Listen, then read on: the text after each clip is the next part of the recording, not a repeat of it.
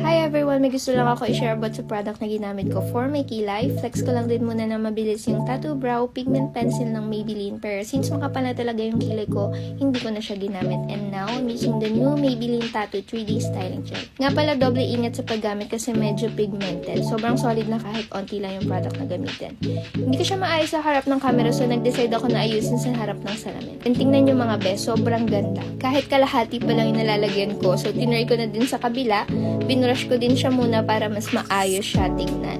Then, patayin nyo muna ng mga ilang minuto and pack. Ganun. Wala akong masabi sa product na to. Sobrang ganda, be. First time ko nga palang gumamit ng styling gel.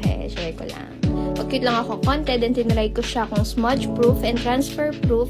Pero as you can see sa video, nilarab ko na talaga ng dalawang finger ko. So, tinry ko siya both side. And wala. So, wala talaga. So, approved talaga siya, mga be. Sinubukan ko naman kung waterproof ba tong product na to. And ayan, nag-spray lang ako ng tubig sa mukha ko. Basang-basa na dyan yung mukha ko. So, tinry ko siyang i-rub ng finger ko. And as you can see, wala talaga. Wala talaga ako masabi sa product na to. Sobrang solid. Sobrang ganda. Approve siya, be. And now, let's put it to the test. 6:30 PM, nakapaghilabos na din ako dyan and it's not budging at all. And yung sumunod 12 hours after application, sobrang solid pa din niya. Super love the result. Kaya kung ako sa inyo, try nyo na to. And don't forget to stitch this video and see for yourself. Yun lang ba?